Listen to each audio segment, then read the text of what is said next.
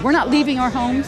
We're going to stay in them. And, wherever there's an auction, we're going to be here to protest. People's homes should not be on the market. Banks are getting bailed out, and we have to bail the people out. There is no program coming out of Washington that goes directly to the people.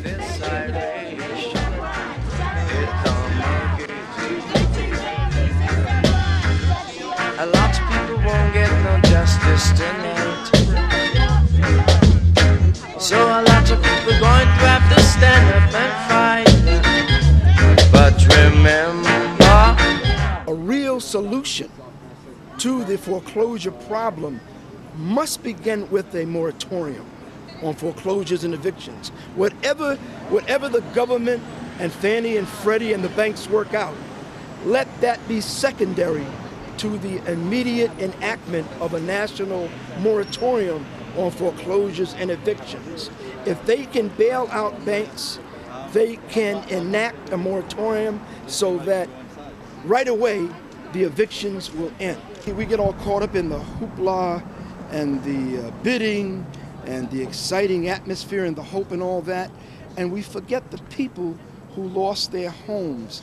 This is a symptom of something very terrible, and it's troubling to many of us that people are able to push that out of their minds. How do you feel about all of this auction going on in there? I think it's a crime. I think it's a crime. It's profiting off of people losing their homes, being thrown out in the streets. It affects kids. It affects, everybody. And it affects entire neighborhoods. I'm from Baltimore, Maryland, where, the crisis is terrible. I was telling the other reporter, I'm basically in bankruptcy. And I'm hoping that I can save my house by going into bankruptcy. I'm not sure if it's possible, but I'm going to see a lawyer.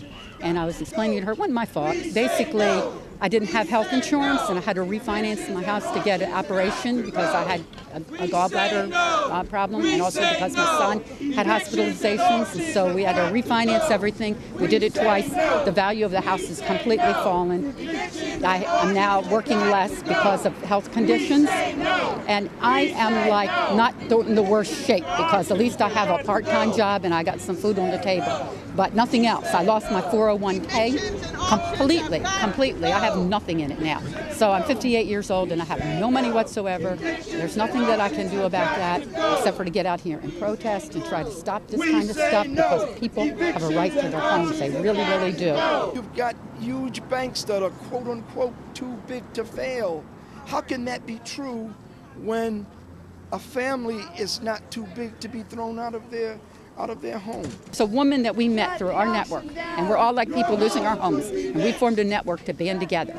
But in this instance, she's lost her kids. She's lost her kids because she's in foreclosure, and the state has said she can't, provide a home for them, so that's what they do, to take the children away. And another instance, there's a gentleman who's going to lose his home next week. Why? Because he got hurt on the job and he can no longer work. He fell behind in 3 months in his mortgage. And after falling behind, they won't even negotiate to put that mortgage at the end of the loan, so to speak, like what people are trying to do. Stay in your house. Don't leave. These are our homes. We live in them. They house our children, our pets, our family, that kind of thing. And so we feel very strongly. We're not leaving our homes. We're going to stay in them. And, wherever there's an auction, we're going to be here to protest. But I tell you, no matter what they say, I'm not leaving. I don't intend to leave. They'll have to drag you out. They're not going to drag me out because I got neighbors. I've been in that neighborhood for like 20-some years. I got a lot of support. I know the people behind me. There's other people in the same boat.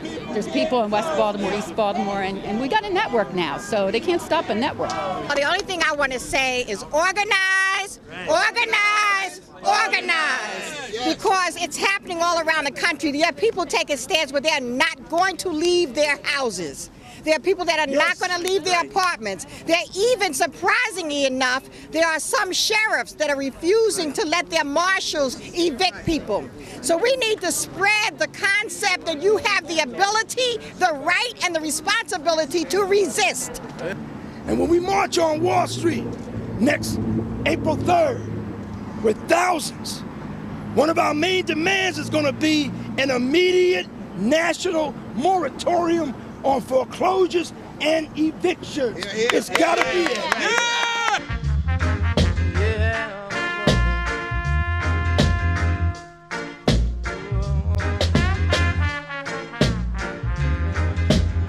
we're going to be out here continuously fighting for the human rights of all people to own and to live comfortably and with dignity. Thank you. Yeah.